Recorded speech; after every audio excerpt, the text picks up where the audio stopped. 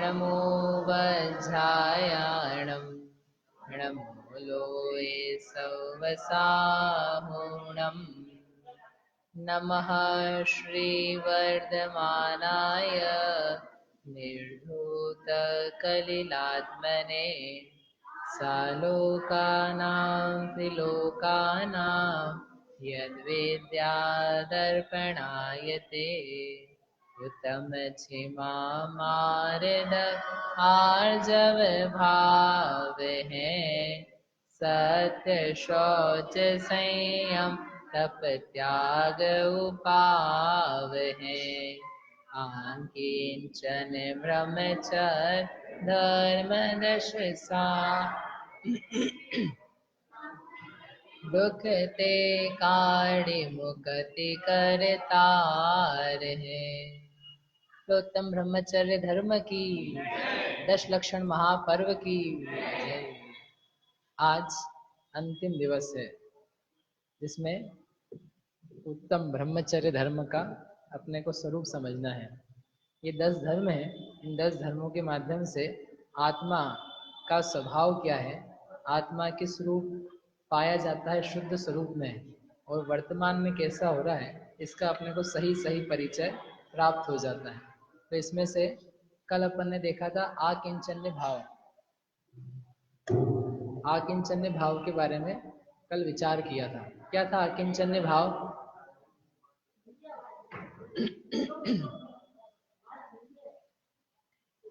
आकिंचन्य भाव क्या था? अकिंचन, न मैं किसी का, न कोई मेरा, धर्म अकिंचन नाम इसी का। इस संसार में मेरा कोई भी नहीं है, कुछ भी नहीं है, मेरी आत्मा ही मेरी वास्तव में है। मेरी आत्मा को छोड़ करके मेरा इस संसार में कुछ भी नहीं है। ऐसा अकिंचन स्वरूप को आत्मा जानता हुआ क्या करेगा? अब मेरा ये भी नहीं है, ये भी नहीं, ये भी नहीं, ये भी नहीं, ऐसा ना ना ना ना करते हुए 24 घंटे बीत गए। फिर उसके बाद में लेकिन पूछे तो सर एक बार फिर मैं हूँ कौन, मेरा क्या काम है, मेरा स्वरूप स्वभाव क्या है? तो अगले धर्म के माध्यम से उसका अस्थि से परिचय दिया। कल आपसे कहा था ना, एक नास्ति रूप है, एक अस्थि रूप है। तो अभी तक हमने नास्तित्व से बताया कि ऐसा नहीं है, पराई वस्तुएं आपकी नहीं है। अभी कह रहे आपका हमारा क्या है? अपनी निज आत्मा अपनी है। इस निज आत्मा यानी ब्रह्म में चर्या यानी चर्या करना, उसका नाम है ब्रह्मचर्य। बहुत सरल सा अर्थ है, ब्रह्मणि चर्या इति ब्रह्मचर्य।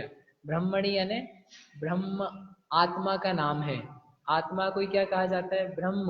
एक ब्रह्मा सुना आपने, जो महाविश्व का एक तत्व है, ऐसा लोग मानते हैं, उसको ब्रह्मा कहा जाता है। सर्व आत्माओं का जो मालिक है, विधाता, इस रूप में जगत में उसकी प्रसिद्धि है। परंतु आचार्य कहते हैं ब्रह्म ये संज्ञा जो है ये किसके लिए है? आत्मा मात्र के लिए है। जो कोई भी जीव है, आत्मा है, उसका नाम है ब्रह्म। ऐसे ब्रह्म में चर्य यानी चरण करना, चरण करना यानी लीन होना, रहना, संतुष्टि प्राप्त करना, निज आत्मा का अनुभव करना, उसका नाम है ब्रह्मचर्य।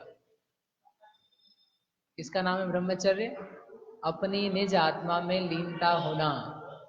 कब होगा ऐसा ब्रह्मचर्य? जब सारे धर्मों का सार निकल के आया और ये समझ लिया कि वास्तव में कोई भी कषाय उपादेय नहीं है, ग्रहण करने लायक नहीं है। किसी भी प्रकार का असंयम, इच्छाएं, राग द्वेष ये मेरे जीव के लिए हितकारी नहीं है। ऐसा जब भली प्रकार से समझ में आ गया, तब ये समझ में आना चाहिए या विचार आना चाहिए, अब मैं करूँ तो क्या करूँ? देखो, परिग्रह से आचार्य महाराज ने हटा दिया, क्रोध मान माया लोभ से दूर कर दिया, असत्य वचन से दूर कर दिया, परिग्रह के पाप से दूर कर दिया। अब आप बताओ कि करने के लिए क्या बचा? करने के लिए क्या बचा अपने पास? अब क्या करोगे आप?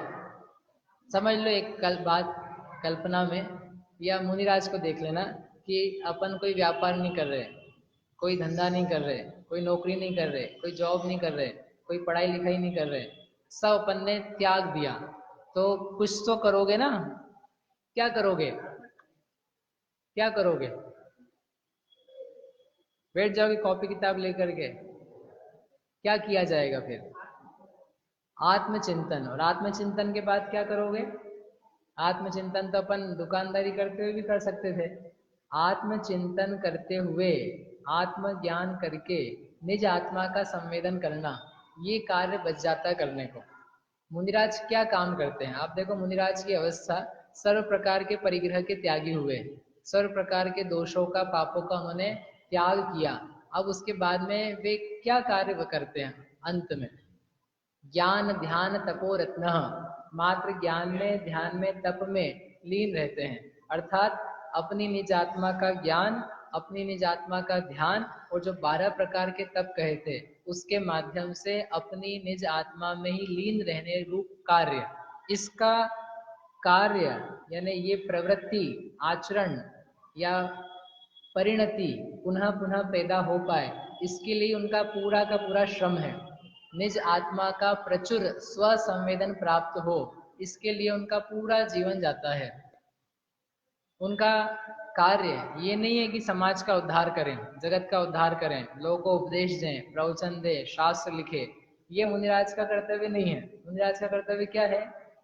निज आत्मा की सिद्धि करना। उन्हें कहते हैं साधु।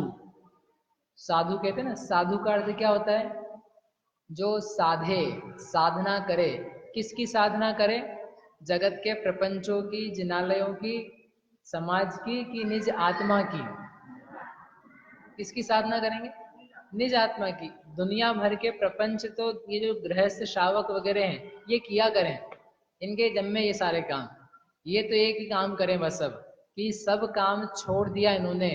एक ढेला भी इनको उठाना पसंद नहीं है, धन पसंद नहीं है, काम काज पसंद नहीं है। एक ही काम पसंद आया कि मेरी आत्मा ही वास्तव में इस लोक में सर्वश्रेष्ठ है, और अब मात्र मैं निज आत्मा को ही जानूंगा, मानूंगा, ध्याऊंगा, लीन रहूंगा। तो उनके बनता है श्रेष्ठ ब्रह्मचर्य। पूर्ण ब्रह्मचर्य के धारक कौन है? दिगंबर मुनिराज। और यदि उनसे ऊपर चले तो जो अरिहंत परमेष्ठी हैं वे ब्रह्मचर्य के धारक हैं। और यदि उससे और ऊपर चले, शैलेसिम संपत्तो, शैलेश्य भाव को प्राप्त, शील के ईश्वर पने को यदि प्राप्त हुए हैं, उनका नाम है अयोग केवली भगवान, सिद्ध भगवान। ब्रह्मचर्य यानी ऐसा लगता है जैसे कोई कठिन सी बात आने वाली है, क्योंकि अपन कहीं और चित्त लगाए बैठे हैं, वो भी अपन लाते हैं। लेकिन सबसे पहले जो अपने भाव संबंधी ब्रह्मचर्य है, उसका जो निश्चय यथार्थ स्वरूप है वो अपने चित्त में आना चाहिए। बाहरी ब्रह्मचर्य भी जो लिया है किसी ने, तो किसकी सिद्धि के लिए लिया है? अपने निज आत्मा को हम जान सकें। पूजा की पंक्ति में आता है ना, ब्रह्म भाव अंतर लखो। पूजा पढ़ी ना 10 दिन, अब तो याद हुई होगी थोड़ी थोड़ी। शील बाण नो राख, ब्रह्म भाव अंतर लखो। आधी लाइन का अर्थ बाद में करेंगे, पहले दूसरी आधी लाइन क्या है? ब्रह्म भाव। विचार किया आपने कभी ब्रह्म भाव क्या होगा? पूजा तो पढ़ी ना 10 दिन, तो क्वेश्चन लगाया कि उसके आगे? क्यों नहीं लगाया?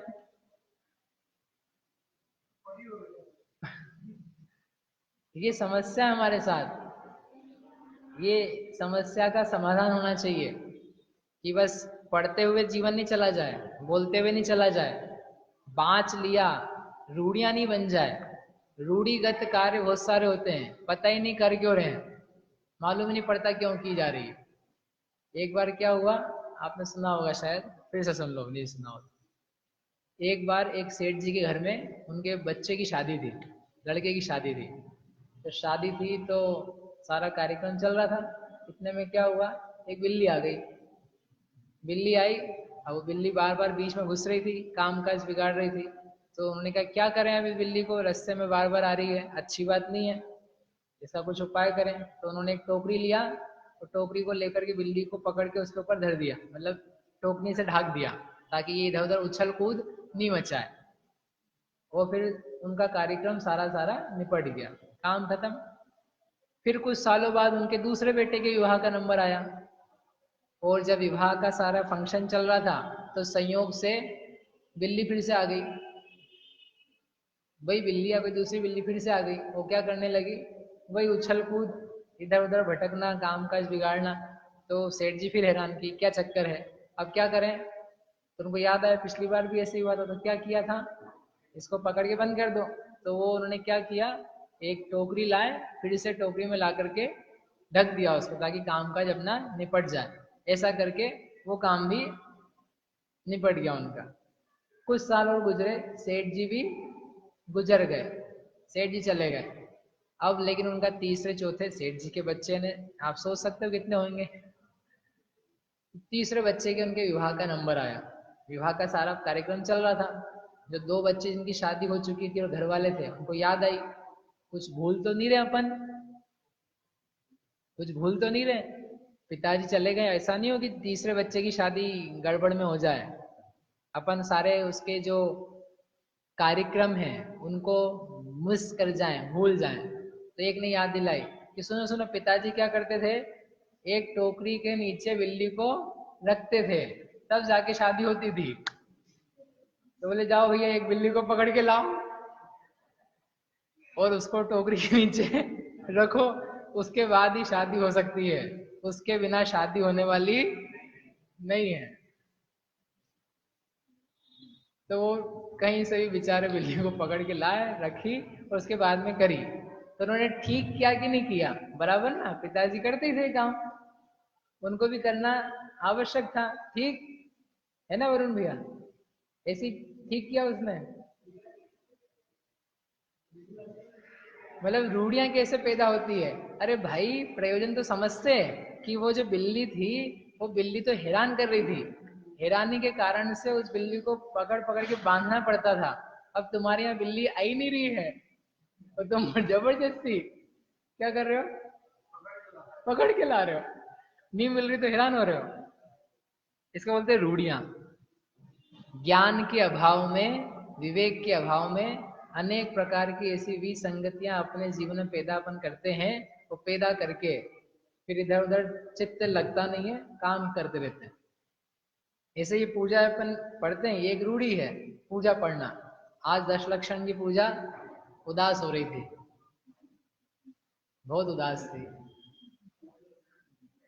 और 16 कारण की थोड़ी इठला रही थी, मेरा नंबर तो अभी है, अभी मेरा समय बाकी है, उसको कह रही थी टाटा बाय, अभी तक तो आपका मेरा साथ रहा, अब आप जाओ, आपका समय पूरा हो गया। तो दशलक्षण ने जाते जाते कहा ज्यादा मत इठलाओ, ज्यादा मत मुझे बाय बाय करो, तुम्हारा भी नंबर आने वाला है। कितने दिन बचे, 6 दिन, 2 दिन, 6 दिन करोगे चलेगा, प्रसन्न होगी वो आपसे। कितने दिन बचे उसके लिए, बस बहन तुम 2 दिन हो, मैं आज जारी हूं, जो आज मेरा हो रहा है वही तुम्हारे साथ 2 दिन बाद होगा, उसके बाद कब नंबर आएगा, अब जब आएगा सो आएगा। हम इतने रूढ़िवादिता में बंधे हुए हैं कि बीच में उठा करके भी पूजा नहीं कर सकते। हमने आपको संकेत किया था पहले कि ये भावों की पूजा है, हमारे भाव कैसे होने चाहिए, या आत्मा का स्वभाव स्वरूप क्या है, सत्य, त्याग, ब्रह्मचर्य, दर्शन विशुद्धि, विनय संपन्नता, अरहंत भक्ति, आचार्य भक्ति, ये क्या साल भर में कभी कभी सोचने जानने लायक बातें हैं कि जब मन पड़े ऐसा लगे अरहंत की भक्ति होनी चाहिए, उस ही दिन पूजा करने लायक है। ये भावनाओं का स्थान जीवन में प्रतिपल होना चाहिए। कभी भी एक पल ऐसा ना बीते जब मेरी दर्शन विशुद्धि ना हो, मुझे सम्यक दर्शन की प्राप्ति हो ऐसी भावना, और मेरा सम्यक दर्शन दोषों से दूर रहे, उसमें शंका कांक्षा आदि जो दोष हैं उनका रंच मात्र भी प्रवेश ना होवे, ऐसी भावना बहन जी कब भाने लायक है, दर्शन विशुद्धि की भावना कब भाने लायक है, 16 कारण के भादों के महीने में है। क्यों, गजब है कि तीर्थंकरों को हम रोज विचार करते हैं, लेकिन तीर्थंकर पद की कारणभूत यानी वो जो कारण है उस कारण का कोई विचार नहीं करते। ये भी हमने पढ़े हैं, जबकि उसमें इतने सुंदर सुंदर भाव हैं कि यदि वो एक पूजा की लाइन या पूजा की जो जयमाला है उसमें चित्त ठहर जाए तो आधी घंटा तो आपका उसमें लग जाए। जो अरिहंत भगति मन आने, सो जन विषय कषाय ना जाने। जिसको अरहंत भगवान की भक्ति वर्तती है, अरहंत का स्वरूप चित्त में बसता है, जो अरहंत का आराधन करता है, उस जीव के विषय कषाय आवे, वो भोगों में लीन रहे, वो भगवान को छोड़ करके मात्र दुकानदारी व्यापार धंधा पढ़ाई लिखाई ही करता रहे, ऐसा कैसे संभव है? जो भक्त जीव होगा उसको भगवान का स्मरण विचार चिंतन याद आएगी कि नहीं आएगी? जो अरहंत, इतनी सुंदर पंक्ति, जो अरहंत भगति मन आने, सो जन विषय कषाय ना जाने। कैसे जानेगा? शील व्रतेषु अनतिचार, शील व्रतों में अतिचार नहीं होना, ब्रह्मचर्य में अतिचार वगैरह नहीं होना। कब नहीं होना? अब समझो तो नहीं होना, नहीं तो पता ही नहीं, मालूम ही नहीं ब्रह्मचर्य क्या, ब्रह्मचर्य क्या। बाबू जी समझ में आ रही बात? आज वैसे भी नहीं समझ में आया ना तो मेरे को ज्यादा चिंता भी नहीं है, क्योंकि आज मेरा भी आखिरी दिन, आपका भी आखिरी दिन। रोज मुझे चिंता रहती है कि आप कल आओगे कि नहीं आओगे, जो लोग आज आए हैं वो कल पधारेंगे कि नहीं पधारेंगे। अब मुझे आज कोई चिंता नहीं है, आपको कल पधारना हो तो पधारो, नहीं आना तो मत आओ, क्योंकि अपन भी फ्री, आप भी फ्री। अपना कॉन्ट्रैक्ट आज फिनिश हो रहा है, फिनिश हो रहा है ना, आपका तो रहेगा नाम आशा का। ब्रह्मचर्य, विचार करो कैसा ब्रह्मचर्य होता है। फिर अपन थोड़ी बाहर पे आते हैं। देखो अनंत भगवान को किस प्रकार का उनका परिणाम है। पर स्त्री या स्व स्त्री किसी के साथ भी भोग का परिणाम होना, उस परिणाम की स्थिति का विचार करो पल भर के लिए। पुरुष के भोग का विचार होना या पर पुरुष, स्वपुरुष, स्वपुरुष यानी विवाह हुआ, और पर यानी जिससे विवाह नहीं हुआ, ऐसे सारे पर, उनसे ले करके जो परिणाम पैदा होता है, राग भाव पैदा होता है, या उसको देख करके आकर्षण पैदा होता है, उस आकर्षण का नेचर कैसा है एक बार विचार करो। शांत भाव है कि कुछ चित्त में क्षोभ, चंचलता, विकार, मनमथता, चला चलता, हिल जाना, ऐसा भाव है। किसी स्त्री को देख करके राग भाव पैदा हुआ, अपनी ही स्त्री को देख करके हुआ, अपन पर स्त्री को जाने दो। स्व स्त्री को देख करके राग भाव की उत्पत्ति होती है, तो वो जो भाव है वो कैसा है? आनंद का जनक, आनंद को देने वाला, शांति को देने वाला, कि कुछ और प्रकार का है? बोलो आशीष भैया जल्दी से। सब तरह का रहता है, सब तरह का यानी आनंद का देने वाला, शांति का देने वाला। स्त्री का भोग भी यदि शांति को देने लग जाए तो फिर अपन महादेव के भक्त हैं, महेश्वर के भक्त नहीं है।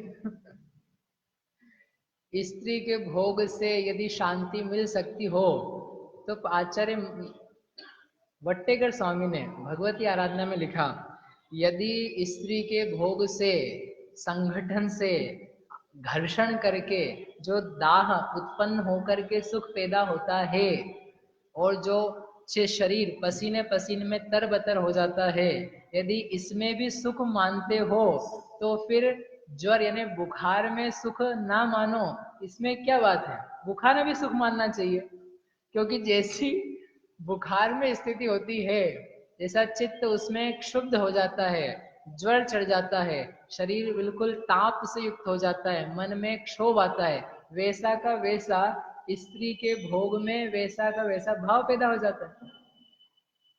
फिर भी आपको विश्वास नहीं, मैं आपको एक चित्रण देता हूँ थोड़ा नीचे जा करके, ठीक है? नीचे जाके यानी थोड़ा नीचे उतर अपनी लेवल से। जिनका ज्यादा करके विवाहित स्त्री पुरुष बैठे हैं और नहीं बैठे हैं, तो आजकल युवा लोगों को अपने चित्त में दिमाग में ख्याल है क्या भोग होता है। स्त्री पुरुष का भोग, उस भोग को करते समय उस व्यक्ति की शक्ल देखो, उसकी मतलब अपनी खुद का विचार लेना। स्त्री पुरुष के भोग के समय उस व्यक्ति की जो शक्ल है, सूरत है, उस सूरत का विचार करके मुझे बताओ कि वह सुखद दिख रही है कि बिल्कुल, अब आप समझ लो कैसी है। जो शक्ल है, जैसे आप शांति से बैठे हो ना अभी, एक ये शक्ल लो तो आपको कैसा लग रहा है? थोड़ा शांत भाव लग रहा है, कषाय की हीनता है, मंदता है, लो है, कम पाई जा रही है। और कम की तरफ से विचार करो तो अनंत भगवान को देख सकते हो, मुनिराज को देख सकते हो। ठीक है, इन सारी स्थितियों को सामने रखो और एक भोग के समय की स्थिति को आप सामने रखो। अब मुझे बताओ, उस दशा को देख करके, उस शरीर या शक्ल को देख करके कौन व्यक्ति कहेगा कि ये व्यक्ति बहुत प्रसन्न है, इस व्यक्ति में बहुत आनंद आ रहा है? केवल चेहरा देखने की बात कर रहे हो उसका, उसके चेहरे पे ही विचित्र भाव रहते हैं, विकृत हो जाता है चेहरा। जहाँ चेहरा ही विकृत हो जाता है, वो मन के भाव को बताता है कि इसके अंतरंग में क्या चल रहा है। क्रोध आता है ना, तो क्रोध में क्रोध जैसी विकृति आती है, घमंड में घमंड जैसी आती है, मायाचार करने पर अलग टेढ़ापना होता है, और लोभ के भाव रहने पर कुछ और ही रहता है। ऐसे ही काम का विकार जब चलता हुआ हुए, उस व्यक्ति का मन शुद्ध होता है, चंचल होता है। संसार में भोगों के सेवन को सुख कहा जाता है, ये मानते हैं हम, लेकिन किस में कहा जाता है? संसार में। लेकिन उस भोग का स्वरूप भी विचार कर लो थोड़ी देर के लिए, तो आपको समझ में आ जाएगा कि उसकी स्थिति क्या है, उसमें आनंद क्या है, उसमें आनंद किस बात का है। उत्तेजना में सुख यदि होने लग जाए, तो ये जो सड़क पे खड़े खड़े लोग इतनी बार उत्तेजित होकर के कुछ कुछ कहा करते हैं, बोला करते हैं, उनको भी सुखी मानना चाहिए। एक शारीरिक उत्तेजना तो ही तो है, उसके अलावा उससे अधिक क्या है? उससे अधिक क्या है? आचार्य भगवान कहते हैं, विशुद्ध सागर जी, कई बार आपने बहुत मेहनत से क्या कमाया, एक महीने तक पूरा प्रयास किया और नौकरी करी या दुकान खोली। क्या किया? नौकरी करी या दुकान खोली, और उस दुकान को खोल करके आपने दिन दिन एक एक रुपया सिक्का जमा किया, महीने भर तक का आपने धन जमा किया। ठीक है, और उस महीने भर के धन को लेकर के आप आ रहे थे, और उस धन को लेकर के यदि आप स्वयं नदी में पटक दो, पानी में बहा दो, नाली में डाल दो, आग लगा दो, या कोई व्यक्ति ऐसा करे, उस धन को ले करके आग लगा दे, फाड़ दे, जला दे, नष्ट कर दे, तो उस समय आपको उस व्यक्ति के प्रति क्या भाव पैदा होगा? गुस्सा आएगा, शत्रुता लगेगी। ये मेरा शत्रु नंबर 1 है, इसने क्या किया है, मेरे सारे धन रुपए को, मेरी मेहनत को, मैंने महीने भर काम किया और सब पानी में बहा दिया, सब चला गया। लगेगा ऐसे ही। धन के लिए ऐसा लगता है, तो कहते हैं आचार्य, मैं नहीं कहता, उनके ही उनकी बात शब्दों में कह रहा हूँ पूरा, कि जब धन को लेकर के एक महीने इतनी मेहनत से कमाया और पल पल कमाने के बाद में जब नष्ट कर देता है कोई, तो शत्रु लगता है। आश्चर्य है कि तुमने महीने भर, 3 हफ्ते, 2 हफ्ते भोजन आदि करके इस शरीर के माध्यम से कुछ इसमें वीर्य का निर्माण हुआ। 7 धातु होती शरीर में, भोजन किया जाता है तो उसका चर्बी बनती है, फिर रक्त बनता है, हड्डी बनती है, मज्जा बनती है, मेद बनती है, और ऐसे एक एक करके सिक्वेंशली अंत में जाकर के जो कुछ बनता है उसका नाम है वीर्य, शारीरिक वीर्य। उसे शक्ति प्राप्त होती है। इतनी मेहनत से महीने भर में तुमने कुछ वीर्य का संचय किया, कुछ वीर्य का निर्माण किया। डॉक्टर साहब सही बोल रहे हैं ना, आप बता देना कुछ गलत हो तो, डॉक्टर भी अपने साथ निर्माण किया, और पल भर में, पल भर के लिए एक भोग की चेष्टा में आकर के उसका 1 मिनट में क्या किया, क्षरण किया। अब मुझे बताओ कि आपका ये कार्य उस धन के नष्ट कर देने से कितना कंपेरेबल है, और कितना आपको क्रोध, गुस्सा आना चाहिए। महीने भर की संपत्ति का क्षरण कितनी देर में? नोट की गड्डी को जलने में समय ज्यादा लगेगा, और महीने भर की निज संपत्ति को जलाने में समय जरा सा लगता है। और फिर भी भैया क्या कह रहे हैं कि खूब मजा आता है, शांति होती है, सुख होता है, आनंद रहता है। ऐसा सुख पल भर का जिसके लिए इतनी शक्ति श्रम खर्च किया जाता है, उसे सुख नाम देना भी लज्जा आती है आचार्य को कि इसको सुख नाम भी दिया जाए। उन्होंने कहा गोमठ सारजी जीव कांड की वेद मार्गणा में कि यह मोह कैसा है, यह वेद कैसा है कि जिसके वशीभूत होकर के जीव न जानती गुणम व दोषम वा,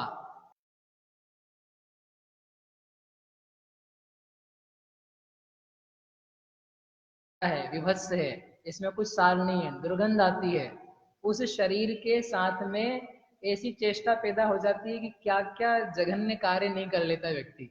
तो कितना तेज मोह है, वेद कषाय का मोह कितना तेज है कि जिसके कारण से कुछ सूझ नहीं पड़ती है। यूं अपन सोचो किसी व्यक्ति के बारे में कि इसका शरीर कैसा है, तो नवद्वाल भय भिनकारी अस देह करे किम यारी मल मूत्र चाम लपेटी सोए, कितना कितना अपन बोल लेते हैं। और जब वेद कषाय का उदय आता है तब कोई सोचता है ऐसा?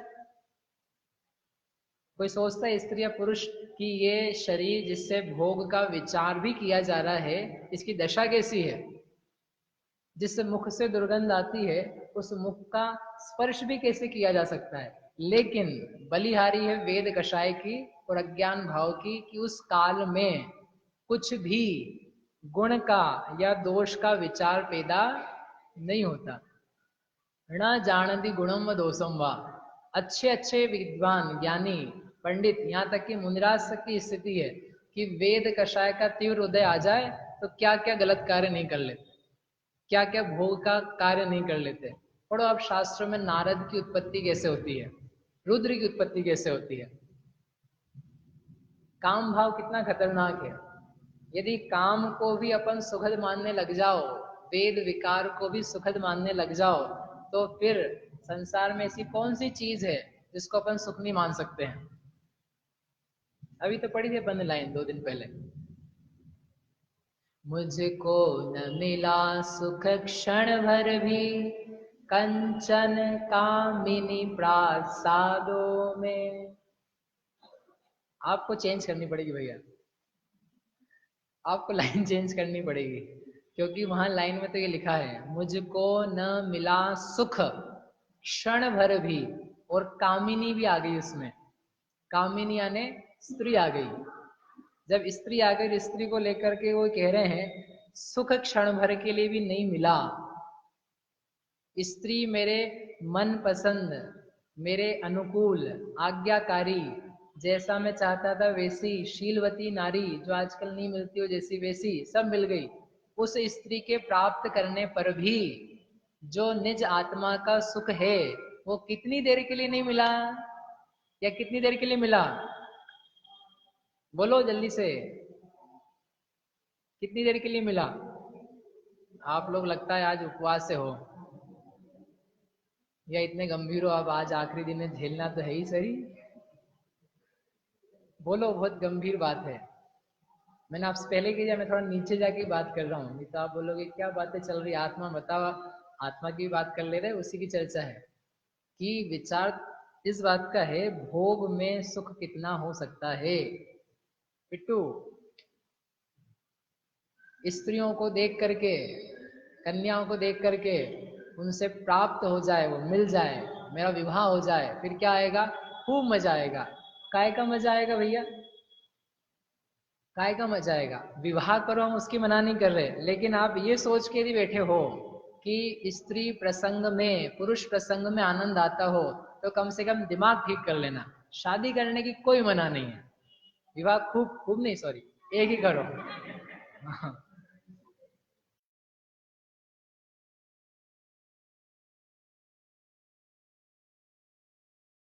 लेकिन दिमाग में ये बैठा हुआ हो कि बहुत आनंद आने वाला है, बहुत ब्रह्ममय जीवन है, ना विवाह करने पर सुख है और ना विवाह संबंधी जो भोग है उसमें सुख है, फिर करते का है तो जीवन यापन की एक रीति है, समाज की शैली है, वो एक अलग विषय है, लेकिन सुखी तो नहीं हो सकता। पंडित जी कहते हैं कि अकेला व्यक्ति है। आप अकेले हो, आप अकेले हो, तो अकेला व्यक्ति है।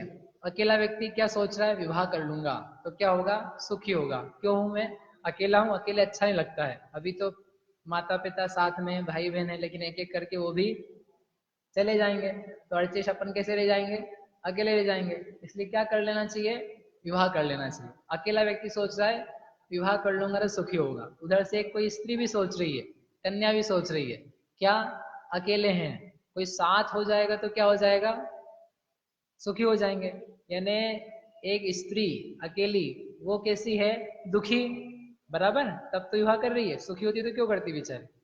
पुरुष भी है, वो भी विवाह कर रहा है, दुखी है कि सुखी है? विवाह करने के पहले कैसे थे? दुखी थे ना, तब तो किया होगा। सुखी होता तो आदमी करते ही क्या वास्ते। तो वो कहते हैं लॉजिकली, एक दुखी व्यक्ति और एक दुखी व्यक्ति, ये दोनों मिलकर के सुखी कैसे हो जाएंगे? दो दुखी मिलकर के सुखी कब से होने जाएंगे? किस प्रकार से हो जाएंगे? ये कौन सी इक्वेशन है? दो साथ में होकर के संगी हो सकते हैं, साथी हो सकते हैं, लेकिन दुखी से सुखी हो जाए, ये तो इक्वेशन हमारे समझ में नहीं आई। एक कंगाल प्लस एक कंगाल, दो कंगाल मिलकर के कितने रिच, कितने अमीर हो जाएंगे भाई? एक भूखा, दूसरा भूखा, दोनों भूखे मिल जाओ तो क्या होगा? भूख उनकी कितनी कम हो जाएगी? कितनी कम हो जाएगी? ये तो हो सकता है एक सुखी और दो सुखी मिले तो दोनों अपने अपने सुखी रहें, क्योंकि पहले से सुखी हैं। लेकिन दुखी और दुखी मिलकर के सुखी हो जाएं, ये लॉजिक, तर्क, समझ से बाहर है। नहीं नहीं, राजाओं ने भी करी थी, तीर्थंकरों ने करी। मैंने आपसे कहा ना, विवाह करने की मैं मना नहीं कर रहा हूं। उसका यदि निषेध करूंगा तो मेरे को ही उठना पड़ेगा सबसे पहले यहाँ से। नहीं करना चाहिए ये तो हम कह सकते हैं, लेकिन किया भी जाता है, शास्त्र में विधान है उसका। स्व स्त्री संतोष सब दिए गए हैं, तो उसकी में कोई दिक्कत नहीं। लेकिन जिन जिन विद्वानों ने, ज्ञानियों ने, सम्यक दृष्टियों ने किए होंगे, तो उनका चित्त किस रूप था, विचार करके किया कि यह सुख रूप तो नहीं है, फिर भी संतति के लिए और जो मेरे राग भाव हैं उसके प्रतिकार के लिए किया जा रहा है, परंतु इसमें सुख नहीं है। यदि ऐसा नहीं मानते तो वो उसको छोड़ करके निर्ग्रंथता को क्यों पूजते, ब्रह्मचर्य की आराधना क्यों करते? 10 लक्षण में अंतिम धर्म ब्रह्मचर्य का कैसे रहता? भगवान जो स्त्रियों से, स्त्री भाव से, राग भाव से दूर हैं, उनकी पूजा कैसे हो पाती? जो संसार विषय सुख होता, तीर्थंकर क्यों त्यागे, काहे को शिव साधन करते, संजम सो अनुरागे। यदि संसार में सुख नाम की कोई चीज होती ही, तो आप विचार करो एक बार गंभीरता से कि ये तीर्थंकर जैसे जीव महा पुण्यशाली, जिनके पुण्य का संसार में कोई कंपैरिजन नहीं है, हमारे आपकी संपत्तियां, वैभव, मकान, कंपनियां, ऐश्वर्य, रूप, बल, आज्ञा क्या लगते हैं तीर्थंकर के पुण्य के आगे, चक्रवर्तियों के आगे, इंद्रों के आगे? क्या कीमत है उसकी? तीर्थंकरों जैसे शांतिनाथ, कुंथुनाथ, तरनाथ, उनकी कितनी कितनी स्त्रियां हुई, 96-96 हजार, तो भी उन्होंने उसको लेकर के अब बहुत है, अपन तो यहीं पे आनंद है, मग्न है, यहीं रहो अच्छे से, क्या दिक्कत है?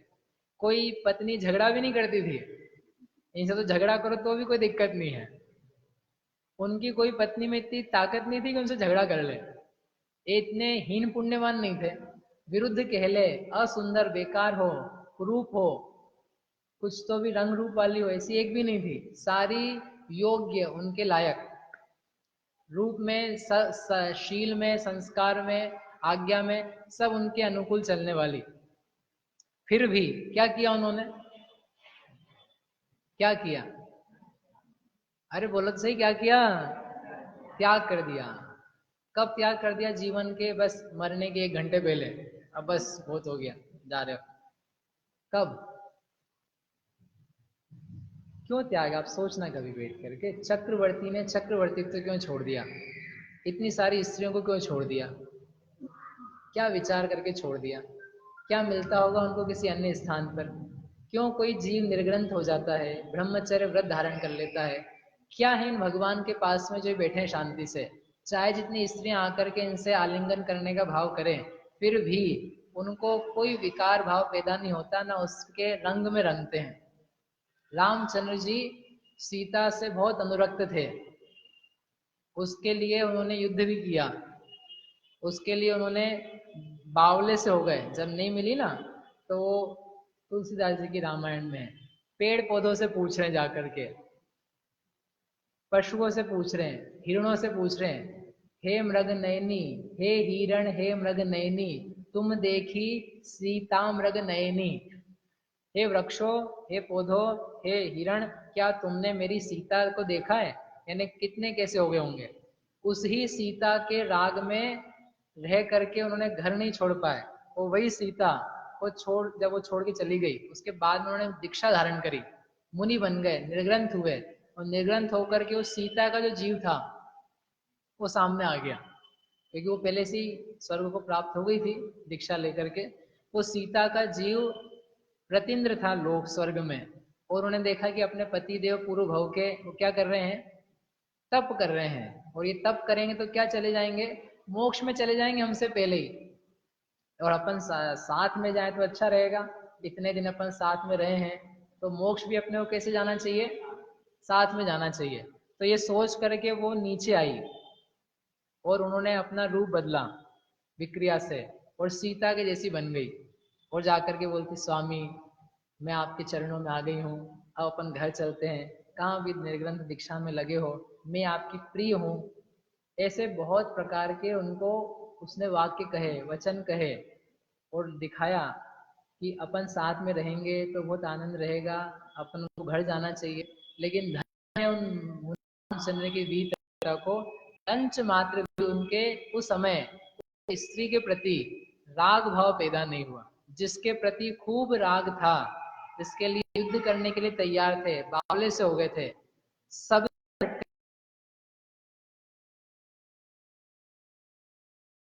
उनको सीता से भी ज्यादा इष्ट क्या लग रहा होगा, उनको क्या दिख रहा होगा, किस आनंद में लीन होंगे जिसके कारण से उनको अपनी ही इष्ट वस्तु सामने दिखने पर भी इष्ट नहीं लग रही थी। एक इष्ट, इष्ट समझते ना, फेवरेबल, अच्छा जो लगता है, उसका छोड़ना तभी हो सकता है जब कुछ और उससे बड़ा दिखाई देता हो। अपनी प्रिय सीता से बढ़कर के उनको क्या दिखाई दे रहा होगा, क्या दिखाई दे रहा होगा, अपनी निज आत्मा, अपनी आत्मा की लीनता, अपनी मुक्ति रूपी स्त्री, उसके विचार में, उसके ध्यान में, उसके आनंद में इतना इष्टपना लग रहा था कि अब ये हाड़ मास की पुतली, इसका मैं क्या विचार करूं, इसको क्या देखूं, जो मेरी अमूर्तिक, अस्पर्शी, अरस, अगंध, अवर्ण वाली निज आत्मा है, इसका जो भोग मुझे वर्तमान में ही प्राप्त हो रहा है, इसका भोग और कहाँ ये स्त्रियों का भोग, इसका कोई कंपैरिजन नहीं। क्योंकि एक तो है आनंद और एक है हलाहल जहर, इसको हम क्या कंपेयर करें, इसलिए मुझे नहीं चाहिए। रंच मात्र भी विकार पैदा नहीं हुआ, ना ही डिगे उससे। कहने का आशय ये है, आत्मा का अतीन्द्रिय आनंद, आत्मा की लीनता, आत्मा का स्वयं का शुद्धोपयोग, यह आत्मा के लिए रमण करने लायक स्थान है।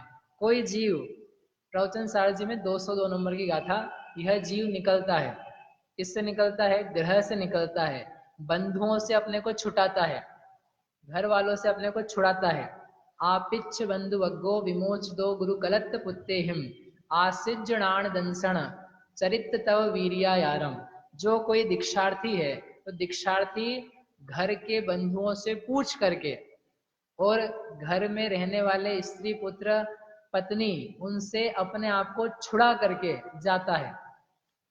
तो आचार्य अमृतचंद्र देव ने उसका चित्रण किया, सजीव चित्रण, कि कैसा वैराग्य होता है, किस प्रकार से जीव को ब्रह्मचर्य या निस्वभाव की भावना बनती है। माता से अपने आप को छुड़ाया, पिता से छुड़ाया, पत्नी का आपको वाक्य बताता हूँ। पत्नी से अपने आप को छुड़ाया, क्या कहा पत्नी को, हे इस शरीर को रमण कराने वाली शरीर की आत्मा, यह जो मैं हूं, मैं आत्मा, चार चीज है, मैं आत्मा, मेरी आत्मा का शरीर, और तू एक अलग स्त्री का शरीर, उस शरीर में रहने वाली आत्मा। कितने लोग हो गए? चार। अपने को तो कितने लगते हैं? दो। उनको कितने दिखाई दिए? चार। इस जीव के, वो दीक्षार्थी कहता है, वैराग्य में आने वाला जीव कहता है, इस जीव के शरीर के को रमण कराने वाले शरीर की आत्मा, तू इस आत्मा को रमण कराने वाली नहीं है। आत्मा से कौन बात कर रहा है? आत्मा। मेरी आत्मा आपकी आत्मा से बात कर रही है कि मेरी आत्मा को रमण कराने वाली, सुख देने वाली तुम नहीं हो। रमण कराए उसे कहते हैं रमणी, इसलिए पत्नी का नाम होता है रमणी, रमण कराए, क्रीड़ा कराए। तू मेरी आत्मा को रमण कराने वाली नहीं है। मेरी आत्मा को रमण कराने का, सुख देने का स्थान यदि कोई है तो मेरी स्वयं की स्वानुभूति है। जो मेरी निज आत्मा की अनुभूति है, ये ही मुझे सुख को देने वाली है। इसलिए मैं अपनी स्वाभाविक रमणी के पास जा रहा हूं, इसलिए तुझसे विरक्त हो रहा हूं। मुझे अपनी कोई स्त्री दिखाई दे रही है, निर्ग्रंथ बन के कोई मुनि बने हैं ना, तो ऐसा नहीं कि खाली खाली चले गए हैं, सूखे सूखे चले गए हैं, कुछ पता वता है नहीं है और दीक्षा लेकर के चले गए वन में या साधना करने के लिए। निज आत्मा की अतीन्द्रियता, निज आत्मा की स्वानुभूति, शुद्धोपयोग, ये जिसको आनंद का कारण लगता है, वो देखता है कि ये भोगों का सुख, स्पर्शन आदि इंद्रियों का सुख, इसमें कोई दम नहीं है, इसमें कुछ आनंद नहीं है, इसको त्याज्य छोड़ दिया जाए तो ही क्या मिल सकता है? अपनी आत्मा का आनंद मिल सकता है। इसलिए क्या किया? चले गए। जनक जननी को भी ऐसे ही छोड़ा था, आप हमारे जनक नहीं हो, मेरी आत्मा ही मेरी जनक है, आप मेरी जननी नहीं हो, मेरी आत्मा ही मेरी जननी है। पुत्र, तू मेरा पुत्र नहीं है, मेरा आत्मा में पैदा होने वाला निज भाव, क्षमा, मार्दव, आर्जव, ये ही मेरा क्या है? पुत्र है। इसलिए मेरा जो कुछ परिवार है, वो परिवार मेरा निज में बसा हुआ है। मैं सच्चे परिवार के पास जा रहा हूं। किसके पास जा रहा हूं? सच्चे परिवार के पास। मेरा सच्चा आत्मा का जनक मैं खुद हूं। मेरी जननी, जननी समझते? मेरी माँ, मैं खुद हूं। मेरी पत्नी मेरी स्वानुभूति है, मेरी पर्याय है। वो मेरा पुत्र, मेरे ही अवस्थाएं हैं। कौन से परिवार के पास जाना चाहते हैं? क्या हो गया आप लोगों को? कुछ समझ में आ रहा है कि नहीं आ रहा है?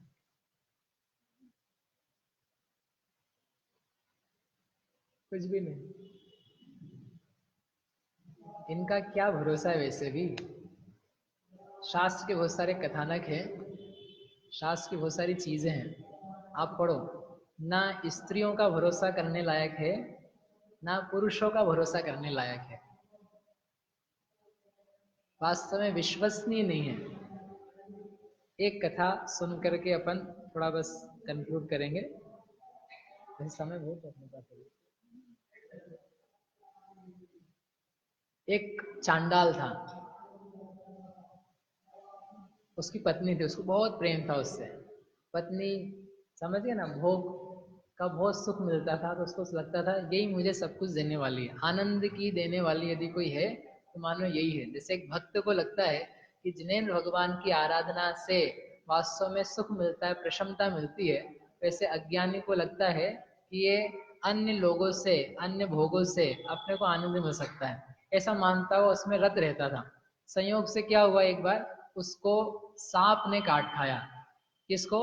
उसकी पत्नी को। उसकी पत्नी का नाम था मंगी। क्या नाम था? मंगी। उसकी पत्नी को सांप ने काट खाया, जहर चढ़ गया, और वैद्य के पास ले गया तो वैद्य ने कहा हमारे बस की नहीं है, ये तो मर चुकी है, इसको जला दो जा करके। बेचारा बहुत दुखी हुआ उसको, लेकिन फिर भी मोह था उससे इतना गाढ़ा कि नहीं नहीं, ये मरी नहीं है, ये जिंदा है, इसको कैसे भी करके ये जिंदा हो सकती है। भगवान की आराधना करो तो क्या नहीं हो सकता है, मरा हुआ भी वापस लौट के आ सकता है। यद्यपि इतना ध्यान रखना कि एक बार आदमी मर जाता है ना तो वापस लौट के नहीं आता है, किसी भगवान में ताकत नहीं है। आप कितने भी उल्टी पुल्टी इतनी सारी देखते रहते हो पिक्चरें जिसमें सब दिखाया जाता है, आदमी मर गया, चला गया, श्वास छूट गई थी, लेकिन भगवान के पास एक एक्टर जाकर के बोलता है, भगवान क्या समझते हो आप, आज तक मैंने आपसे कुछ भी नहीं मांगा। तो भैया आज काहे के लिए आ गए? अरे नहीं मांगा तो आज भी रहने दो ना। नहीं, आज मैं आपकी नहीं सुनूंगा, आज तो मेरे को क्या चाहिए, मेरा ये मर गया है, ये इसको कुछ करो। मतलब समझो नहीं मांगा था तो भगवान पे एहसान करा था। भगवान बेचारे डर जाते, अरे सॉरी सॉरी, अब बोलो क्या चाहिए तुमको। ऐसे भगवान नीचे भैया हमको, भगवान से नहीं मांगा तो उनपे एहसान किया क्या। मांगते हो यानी मांगते बनते हो, उसको मांगने वाले को क्या बोलते हैं, मांगी लाले और कौन। जैन दर्शन में ऐसी मांगी लालों की कोई परंपरा नहीं, कोई प्रथा नहीं है। वो तो भगवान को देख के आदमी अपने आप प्रसन्न होता है। प्रसन्नता तो उनको देखने से ही मिल जाती है, इससे ज्यादा और क्या चाहते हो। दुनिया के कुछ तो भी लोगों को देखते रहते हो, क्रोधी मानी मायावी लोभियों को, झूठ बोलने वालों को, अपशब्द कहने वालों को, इनको देख करके अलग ही व्यू पैदा होता है। ऐसे वे कोई भी नहीं है, उनको देखना ही भाग्य है। अति पुण्य उदय मम आया, प्रभु तुमरा दर्शन पाया। महाभाग्य से वैसे ही दर्शन मिला है, और दर्शन किया तो पुण्य और साथ में चढ़ गया है, इससे ज्यादा और क्या चाहते हो। लेकिन वो व्यक्ति था, उसने कहा कि ये वापिस आ सकती है। मैंने बहुत सुना है कि दिगंबर कोई मुनि होते हैं, नागा बाबा होते हैं, उनमें बहुत शक्ति होती है, बहुत मंत्र तंत्र को जानते हैं, वे जरूर इसको जिंदा कर सकते हैं। ऐसा उसको एक चांडाल जैसे व्यक्ति को भरोसा था दिगंबर मुनिराजों पे। चतुर्थ काल की बात है। तो वो कहाँ ढूंढूं उनको, कैसे भी करके उसने कहा ढूंढा, शमशान में एक मुनिराज थे, तो वो उसको ऐसी दशा में लेकर के गया चांडाल, उससे अपनी पत्नी को, और जा करके मुनिराज के चरणों के वहां डाल दिया। और मुनिराज से कहने लगा, हे महाराज, हे मुनिराज, हे संत, हे ऋषि, हे त्यागी, हे बाबा, जो उसको शब्द समझ में आए, कि आप मेरी पत्नी को कैसे भी करके बचा लो, मैं आपके चरण धो के पीऊंगा, आपका एहसान नहीं भूलूंगा, कुछ भी करो आप, मैं नहीं जानता हूं, नहीं तो मैं सिर पटक पटक करके नहीं मर जाऊंगा। और मुनिराज अपने ध्यान में मग्न है, उनको क्या लेना देना कौन जी रहा है कौन मर रहा है, वो रात्रि का समय, वो अपने मस्त ध्यान में लीन थे। लेकिन संयोग की बात है कि मुनिराज विद्याधारी थे। 6 प्रकार की औषधि विद्या होती है ना, हवा भी उनके शरीर से स्पर्श करके निकले तो औषधि बन जाती है। ऐसे भी मुनिराज होते हैं कि कुछ थूक दें, और थूक किसी के जीव के अंग आदि पर लग जाए, रोग हो, रोग मिट जाए। पसीना मुनिराज का किसी के लग जाए तो पसीना औषधि का काम कर जाए। ऐसे अलग अलग प्रकार की विधियां होती है, वर्तमान काल में किसी के नहीं पाई जाती, नहीं तो आप हो जाओ किसी के पास और हैरान करो उनको। अभी नहीं होती, पंचम काल में नहीं होती भले ही है, नहीं तो किसी को बचना ही नहीं देंगे। कोई मुनिराज की औषधि आदि किसी निकलने लग जाए ना, तो वैज्ञानिक लोग पकड़ ले उनको और पता नहीं खून खून अलग कर दे उनका, कि देखे तो सही क्या है इनके भीतर, इसलिए नहीं है तो भले ही है। तो मुनिराज रिद्धिधारी थे, उन मुनिराज के शरीर से स्पर्श होती हुई वायु ही सारे रोगों को दूर करने में समर्थ थी। तो जब उसके चरण मतलब समीप में रखा, तो वो जो वायु आ रही थी, उस वायु के स्पर्श से अभी वो मरी नहीं थी, श्वास बाकी थी उसकी, लेकिन जहर पूरा चढ़ा हुआ था। लेकिन धीरे धीरे धीरे करके क्या हो गया, जहर उतर गया। जैसे जिनेन भगवान के समीप में जाए, उनका चरण स्पर्श करे, उनके तत्व को सुने, तो जीव के मिथ्यात्व का जहर, राग द्वेष का जहर धीरे धीरे धीरे क्या होता है, उतर जाता है। वैसे उस व्यक्ति का जहर धीरे धीरे उतरने लगा, उतर गया। वो चांडाल वहीं बैठा बैठा रो रहा था, उसने देखा थोड़ी जान आ रही है, बिल्कुल प्रसन्न हो गया, वाह, वास्तव में जो मैंने सोचा था, सुना था, विश्वास था, वो सत्य निकला। और उसको थोड़ी देर में तो वो उठ करके खड़ी हो गई। बोले मैं यहाँ कहाँ आ गई। उसने सब बताया कि ऐसे ऐसा हुआ था, इनके भगवान के प्रसाद से आप तुम बच गई हो। अब अपन ने कोई काम करना है, इनकी पूजा करनी है, मैं जाता हूँ चढ़ावा लेने के लिए, तुम यहीं बैठना, तुम्हारे बिना मेरा जीवन अधूरा है, मैं तो मर ही जाता आज। मैंने तो प्रतिज्ञा करी थी कि तुम यदि नहीं होती तो मैं अपना सिर पटक पटक करके जान देता, इतना मोह था उसका।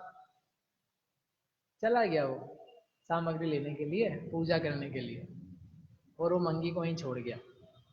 इतना, ये जो शमशान का घटना थी, वहां पर एक और दूसरे लोग वहां पर थे, 7 चोर थे, चोर, 7 भाई और सातों के सातों चोर। एक गजब है। 7 भाई थे तो अच्छा काम कर लेते, लेकिन सातों क्या थे, चोर। उसमें जो सबसे छोटा भाई था, तो छोटा भाई को वही शमशान में छोड़ करके 6 जो बड़े भाई थे वो गए थे चोरी करने के लिए, डाका डालने के लिए। तो छोटा भाई बैठा बैठा ये सब देख रहा था उस शमशान में बैठ करके। उसने सब देखा प्रसंग की, मरना चाहता था, ये इसको जहर चढ़ा था, ये जीवित हो गई सब। तो उसने सोचा चांडाल का, पुरुष का प्रेम तो मैंने देख लिया कि वो इसको कितना चाहता है, अब मैं इस स्त्री की भी थोड़ी परीक्षा करता हूँ या देखता हूँ कि इसको उसके प्रति कितना प्रेम है। तो वो जब चला गया तो वो जो छुपा हुआ था कहीं पर वो सामने आया और उस मंगी के सामने आके खड़ा हो गया। युवा था, रूपवान था, सुंदर था और उसको ज्यादा कुछ करना ही नहीं पड़ा। मंगी ने उसको देखा और देख करके उसको एकदम हतप्रभ हो गई। ओह, इतना सुंदर पुरुष! उसके भाव बिगड़ गए, उसके भाव विचित्र हो गए। उसने हाथ जोड़ के कहा, आप कौन हो, कहाँ से आए हो, कैसे हो, यहाँ शमशान में क्या कर रहे हो? तो उसने बता दिया ऐसे कि हम घूमते फिरते आए, इस देश से आए। तो उसने कहा, मैं आपको देख करके प्रसन्न हो गई हूँ, मैं चाहती हूँ कि आप मेरे स्वामी बन जाओ, अपन दोनों यहाँ से निकलें, विवाह करके अपन शांति से रहेंगे, आनंद से रहेंगे। कौन कह रहा है ये? उसकी स्त्री, किसकी? चांडाल की, जिसके लिए चांडाल जान देने तैयार था। उस स्त्री के भाव पल भर में ऐसे बदल गए, जबकि उसने देखा तत्काल ही कि इस पति ने मुझे बचाया है, फिर भी उसके प्रति भाव ना ठहर करके दूसरा पुरुष दिखा। और दूसरे पुरुष को देख के उसके भाव, तो उसने कहा, लेकिन तुम्हारा भी कोई होगा घर में, परिवार में? नहीं नहीं, मेरा कोई नहीं है। नहीं नहीं, कोई तो होगा, वो मैंने देखा था एक को जाते हुए। अरे तुम चिंता मत करो उसकी, मैं उसका सब सेटलमेंट कर दूंगी। क्या सेटलमेंट कर देगी भाई? वो आएगा भी यहाँ पर, अपन दोनों ऐसी योजना बनाते हैं, वो आएगा यहाँ पर, अपन उसका काम तमाम कर देंगे। भाग जाते हैं ऐसा नहीं बोला उसने, अपन सब सेटल कर देंगे उसको। अच्छा, ऐसे कैसे करेंगे? देखो ये तलवार है, मेरे मेरे पास है, तुम्हारे पास, इस तलवार से अपन उसको घात कर देंगे, फिर अपन दोनों शांति से रह सकते हैं। बोले अच्छा ठीक है, आने दो। वो आया, चांडाल थोड़ी देर बाद आया और इतनी देर में वो भी व्यक्ति खड़ा था, तो उसने कहा ये भी दर्शन करने के लिए आया। मंगी ने कहा, वो व्यक्ति, चांडाल ने जैसे हाथ जोड़ करके झुकना चाहा, झुक करके नमस्कार करना चाहा, तो उसने पहले ही सिखा रखा था ये तलवार रहेगी, जैसे ये झुकेगा अपन क्या करेंगे, तलवार से इसका सिर कलम कर देंगे। उसने तलवार उठाई मारने के लिए। उसने कहा, बाप रे, वो चोर ने, ये तो वास्तव में पागल ही हो गई है, इसको तो अब कुछ दिखाई नहीं दे रहा है। वो नहीं चाहता था, वो तो इसी परीक्षा के लिए, दर्शन के लिए आया था कि क्या चक्कर है। उसने देखा कि ऐसी भी स्त्रियां हो सकती है, उसने उसका हाथ पकड़ा, मरने नहीं दिया और छुड़ा करके मानो फेंक दिया। चांडाल को कुछ पता ही नहीं लगा क्या हुआ, और उस घटना को देख करके वो वहां से निकल आया। कौन? चोर। और वो मंगी को भी समझ में नहीं आया क्या हुआ, आदमी कहाँ चला गया। वो उनके गुजर बसर करने चले गए अपने। चांडाल को तो कुछ खबर वैसे ही नहीं थी। लेकिन जब वो चोर, उसने ऐसा घटना देखी, उसका मन विरक्त हो गया। 6 भाई आए, 6 भाई ने देखा इसका मन उदास है, क्या हुआ, क्या घटना घट गई। तो उसने सब बता दी कि ऐसा ऐसा हुआ। घटना सुनकर के जो 6 भाई थे, 6 भाइयों को क्या हो गया, विरक्ति हो गई। सातों के सातों चोर, उनको वैराग्य हो गया संसार से। वो वैराग्य आकर के उन्होंने उन्हीं मुनिराज के पास में, पाद मूल में दीक्षा धारण कर ली, और वो मंगी और चांडाल अपने घूमते रहे। आगे की और भी कथा है, फिर कौन क्या बनाई। श्री कृष्ण जी के पूर्व भव हैं ये जो कथा बताई ना, आपको 6 भाई और ये 7 भाई, ये श्री कृष्ण जी के पूर्व भव हरिवंश पुराण में वर्णित। कहने का इसमें सार इतना था कि किस प्रकार का विश्वास किया जाए, किसका विश्वास किया जाए। जिसको अपन अपना मानते हैं, जिसको अपना चाहते हैं, उसके भाव बदलने में कितनी देर लगती है। स्त्रियों की कथा ही नहीं है, पुरुषों की भी कथा है। नहीं तो स्त्रियां सोचे हमारी हमारी बस बोला करते हैं आचार्य, स्त्रियां खराब होती है, छल करती है, मायाचार करती, कपट करती है। पुरुष भी कोई कम नहीं होते हैं, उनको भी जहाँ कोई स्त्री दिखाई दे तो अपनी पुरानी स्त्री को छोड़ करके उसमें मगन हो जाते हैं। कब किसका अपहरण कर लाएं, कब किसके साथ क्या कर लें, उनके भी कोई ठिकाने नहीं है। इसलिए विश्वास किसका किया जाए? जिस भोग को, आनंद को आनंद माना जाता है, जिस स्त्री को जीव अपना सब कुछ देने तैयार है, जिस पुरुष के लिए अपना सर्वस्व समर्पण कर देती है एक स्त्री, वह पुरुष या वो स्त्री उसके प्रति समर्पित कितना रहता है? सुख किस बात का? मन कब फिर जाता है? ऐसे एक नहीं 10 मिलेंगे। तो जो स्वभाव से ही ऐसा है, जिसमें स्वभाव से ही दुख पाया जाता है, उसको सुख मानना और उसके लिए प्रयासरत रहना, ये कितनी हल्की सोच या विपरीत सोच है। कितना विपरीत सोच है कि हमको सुख मिल जाएगा। पुरुषों से सुख की आशा कर लेना, स्त्रियों से सुख की आशा कर लेना, इसका मतलब आत्मा पूरा का पूरा भुलाया हुआ है। आत्मा का स्वभाव स्वरूप ज्ञात में नहीं, विचार में नहीं।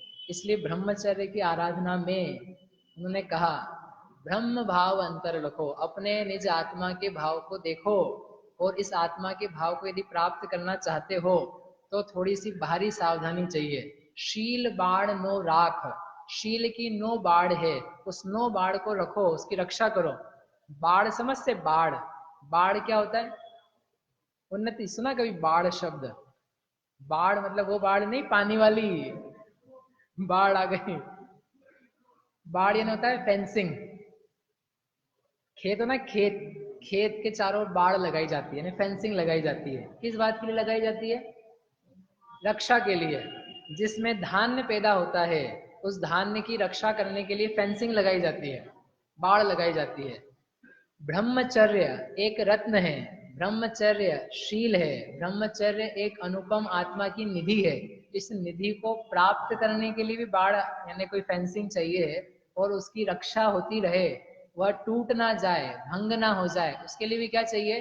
रक्षा का कोई उपाय चाहिए। पैदा होने के लिए भी आपको व्यवस्था बनानी पड़ेगी। जब खेत में फसल आती है तब बाढ़ लगाई जाती है, कि जब बीज बोने की तैयारी हो जाती है तब से ही उसमें बाढ़ लगा दी जाती है? कोई करता है ऐसा काम खेतीबाड़ी का? कोई नहीं करता है। चलो ऐसे ही बता दो, जब फसल आने लगती है ना तब फेंसिंग करेंगे, कि जब से उसमें सिंचाई, गुड़ाई, मिट्टी का ऊपर नीचे करना, बीज डालने जैसी अवस्था करना, तब से फेंसिंग लगाना चालू कर देते हैं। शुरू से करनी पड़ती है, क्योंकि कोई भी जानवर घुस गया, हमने मेहनत करी थी, ट्रैक्टर चलाया था, हल चलाया था, मिट्टी को ऊपर नीचे करा, साफ किया, वो मालूम पड़ा कोई बंदर आ गए, कोई बैल आ गए, पशु आ गए, वो क्या कर दिया? हमारी सारी मेहनत को बराबर कर दिया। पहले से चालू हो जाता है, फसल बाद में आएगी, रक्षा के उपाय पहले से आ जाएंगे। घर बनाना चालू करते ना अपन अपना, तो घर बनाने के पहले नींव वगैरह सब खोदी जाएगी, लेकिन क्या कर लेते पहले? बाउंड्री। जितने जितने प्लॉट्स खरीद रखे हैं जिन जिन ने, यदि प्लॉट पे बाउंड्री नहीं बना रखी हो तो जाके बनवा लेना, नहीं तो कब कौन कब्जा कर लेगा मालूम भी नहीं पड़ेगा। फेंसिंग की जाती है उसकी। और जितना बहुमूल्य पदार्थ हो उसकी रक्षा के लिए उतना सारा काम किया जाता है, उतनी ज्यादा महत्वपूर्ण चीजें लगाई जाती है। आर्मी की चारों ओर फेंसिंग होती है, बॉर्डर्स पे होती है, खेत पे होती है, सब एक जैसी नहीं होती है, सबके टाइप्स अलग अलग है। जहाँ जितनी महत्वपूर्ण वस्तु है उसकी सुरक्षा उतने प्रकार से की जाएगी। ऐसे ये शील, चरित्र, कैरेक्टर या निज आत्मा में लीनता रूप ब्रह्मचर्य, ये इतना महत्वपूर्ण या इतना दुर्लभ रत्न है कि उसकी रक्षा के लिए आचार्य ने 9 बातें कही है कि 9 बाढ़ से इसकी रक्षा करो, बाढ़ लगाओ। मैं नाम भी कह दूंगा ना, अभी यहाँ 9 के पढ़ के बताऊं आपको तो वैसे भी कल नहीं आओगे, लेकिन आपको लगेगा कि क्या बात है, ऐसे कैसे हो सकता है। एक बार पढ़ते हैं अपन उसको, कम से कम अपने को परिचय तो हो जाएगा, उसके बाद में उसका थोड़ा सा विचार करेंगे। 9 बाड़े हैं, 9 बाड़े यानी स्त्री के संबंध में कह रहे, पुरुष के संबंध में आप समझ लेना। स्त्री के साथ में एकांतवास नहीं करना, अकेले स्त्री के साथ नहीं रहना। अकेले फ्रेंड्स होते कि नहीं, एक लड़का एक लड़की दोनों साथ में हैं, ब्रह्मचर्य में नियम से दोष लगने वाला। ब्रह्मचर्य आप कहो कि हमारा तो है भी नहीं, नहीं भी है, तब भी परिणाम में जो निर्मलता है उस निर्मलता का अभाव हुए बिना नहीं रहता। चार के साथ में, चार स्त्रियां चार पुरुष साथ में हों तो वो परिणाम पैदा नहीं होते, और एक स्त्री और एक पुरुष अकेले बैठे हों तो उनके मन में क्या क्या भाव नहीं पैदा हो सकते, वो आप स्वयं निरीक्षण करके जान सकते हो। और नाना प्रकार के जो कार्यक्रम चल रहे हैं संसार में, वो आप जान सकते हो। स्त्री के अंग प्रत्यंग आदि देखने का जो राग भाव है उसका त्याग करो, ये एक बाढ़ है। यदि आप अपना ब्रह्मचर्य चाहते हो तो क्या करो, स्त्रियों के अंग आदि को देखने का विकल्प राग राग भाव उसको त्याग करो। पूर्व के भोगों का स्मरण नहीं करना, जो पूर्व में हम भोग चुके हैं स्त्री आदि के साथ। काम कथा विकथा उसको नहीं करना। गरिष्ठ भोजन वीर्यवर्धक भोजन उसका त्याग करना। स्त्रियां जहां जिस शैया आसन पर बैठ चुकी है तत्काल उस पर नहीं बैठना, उसके प्रसंग से दूर रहना। पेट भर के भोजन करना, इसका त्याग करना, यानी भूख से कम खाना। अपने शरीर को सजाना नहीं, संस्कार नहीं करना, रंग रोगन नहीं करना। ब्रह्मचर्य की सुरक्षा चाहते हो तो राग कथा श्रवण, जिससे राग भाव बढ़े, कामुक भाव पैदा होवे, आकर्षण पैदा होने लग जाए स्त्री पुरुषों के प्रति, ऐसी कथाओं का सुनना छोड़ना। समझ में आ गया? आप फिर भी बैठे हो शांति से अभी तक? अब बोलो कौन सा अच्छा है इसमें? बोलो बेटा कौन सा अच्छा है? 9 में से किसका पालन कर सकते हो?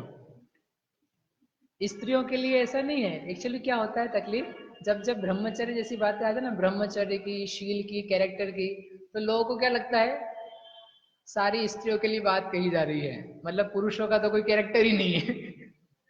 सारी शील की जो जिम्मेदारी है वो किसके ऊपर है? महिलाओं के ऊपर है। महिलाएं अच्छे से वस्त्र पहने और पुरुष चाहे जो पहनता रहे, चाहे जो करता रहे, चाहे जो देखता रहे। सारी जो चीजें लिखी ना पुरुष के लिए लिखी ही है। पुरुष जो है वो एकांतवास नहीं करे स्त्री के साथ, पुरुष स्त्रियों के राग रंग को नहीं देखे, उनकी कथाएं नहीं सुने, अपने शरीर का संस्कार नहीं करे, वीर्यवर्धक भोजन ना करे, पेट भर के भोजन ना करे। वाह गजब हो गया, यही बच्चा वो सब सुनने के लिए। क्यों जी, आखिरी दिन यही बच्चा पेट भर के भोजन भी नहीं करे? डॉक्टर साहब ठीक है, पेट भर के, आयुर्वेद में लिखा है लेकिन ये सब बातें, शास्त्र की बातें चिकित्सा विज्ञान में लिखी है, चिकित्सा शास्त्र में लिखी है। वीर्य बढ़ता है, इंद्रियों की पुष्टि होती है, भाव कामुक होते हैं। ये जितने आप बातें लिखी है, आप देखो इस बात पे नहीं चलने के कारण से कितनी सारी विकृतियां हैं, कितनी सारी विकृतियां पैदा हो रही है। जो वर्तमान में नाना प्रकार के दृश्य देखे जा रहे हैं, जो शील का हरण हो रहा है, जो दुष्कृत्य दुष्कर्म बलात्कार रेप आदि हो रहे हैं, उन सब की स्थिति देखो। मैं आपको बस एक ही बात कहता हूँ इस बारे में कि ये सब अपन नहीं करते हैं, इनको उपयोगी नहीं मानते। आजकल के बच्चे बच्चियां लड़के लड़कियां तो मानो इसको, इसमें तो कुछ नहीं, सब पुरानी बातें हैं। ये अकेले में लड़के के साथ बैठ गए तो क्या हो गया, क्या हमारे भाव खराब हो जाएंगे?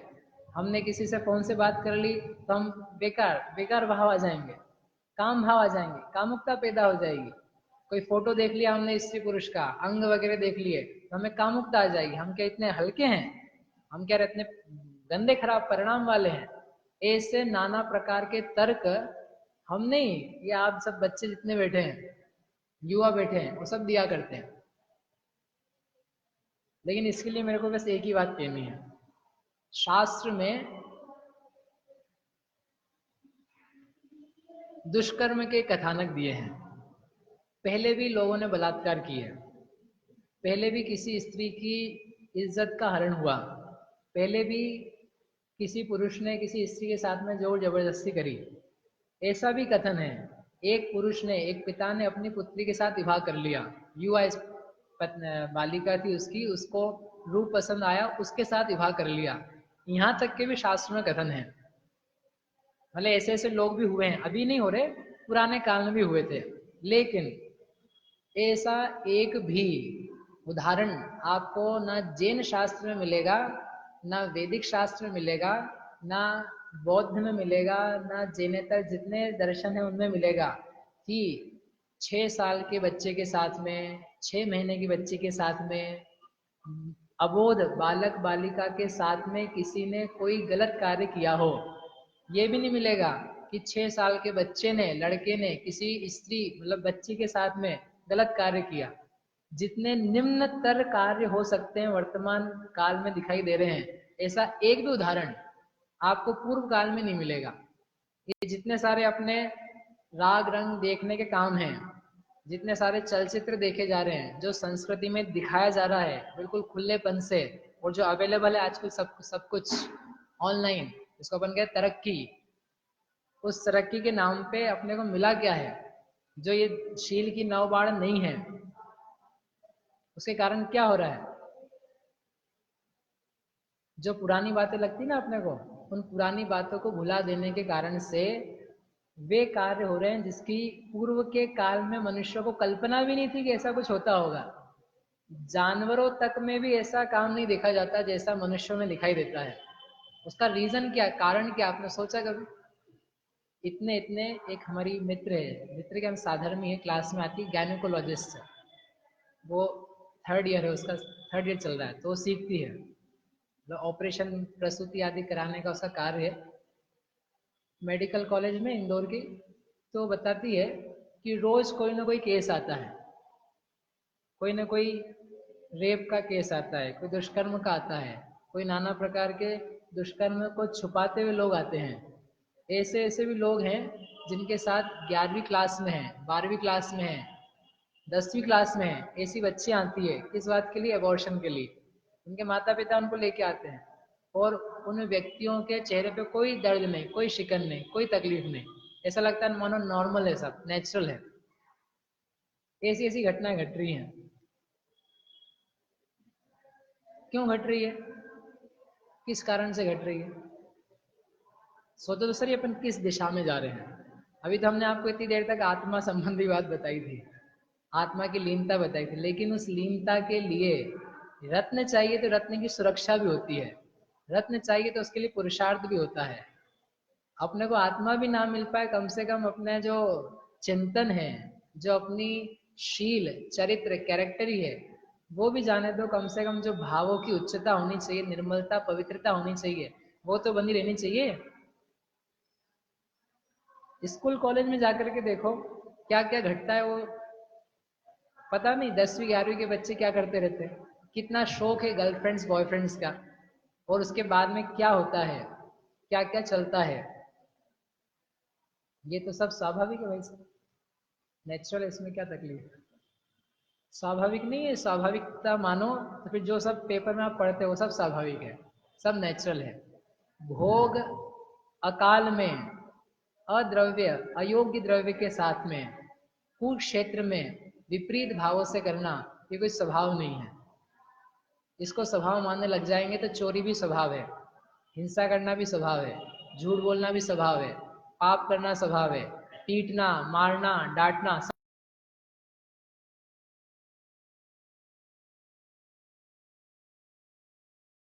कोई भी बात, हर चीज बेकार है। इतना घटिया जीवन और इतनी घटिया खबरें हमने आज तक नहीं पढ़ी, मेरे ख्याल से आपने भी नहीं पढ़ी होगी, जो रोज आ जाती है। इसको पढ़ने का भी मन नहीं कर सके, इसको खोलने का मन ना कर सके, कहाँ से आई? सब लोग सोचते हैं, सब लोग विचार कर रहे, शासन नए नए नियम बना रहे, कानून बना रहे, एक्ट बना रहे, लेकिन मुझे आश्चर्य होता है इतने हम मूर्ख बने हुए हैं कि हम खुद ही दिखा रहे हैं। इतने इतने से बच्चों को ये दिखाया जा रहा है कि कपड़े कैसे उतारे जाते हैं, भोग कैसे किया जाता है, स्त्री पुरुष मिलते कैसे, ये दिखाने और सिखाने की बातें हैं। मुझे इतना आश्चर्य होता है कि जो चीजें व्यक्ति बिना सिखाए सीखता है, जिसका अनादिकाल से संस्कार है, जो पशुओं तक में पाया जाता है, जो बिना सिखाए वो अपने आप कर लेता है, उस चीज को सिखाने के लिए चीजें चल रही है, और देख करके अपन उसका नाम क्या देते हैं?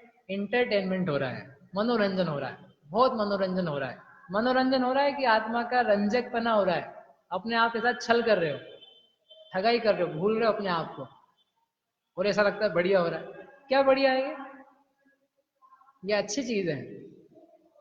नग्न स्त्री पुरुषों को देखने में आनंद मानना, ये कौन सा धर्म, कौन सा विचार, कौन सी पवित्रता उच्चता है? किस देश काल की है? स्त्री पुरुष बैठ करके देख रहे हैं, पति पत्नी बैठ के देख रहे हैं। क्या देख रहे हैं? पति देख रही है, पत्नी देख रही है एक इस पुरुष को और सोच रही है काश मेरा पुरुष ऐसा होता। पति देख रहा है एक स्त्री को, उसको देख करके आनंद आ रहा है, वाह कितना बढ़िया है। दोनों साथ में बैठ करके क्या देख रहे हैं? अपने दोनों शील का घात कर रहे हैं। ना पत्नी अपने पति को चाह रही है ना पति अपनी पत्नी को चाह रहा है। देखना ही है तुम्हें स्त्री पुरुष तो अपनी अपनी देख लो ना,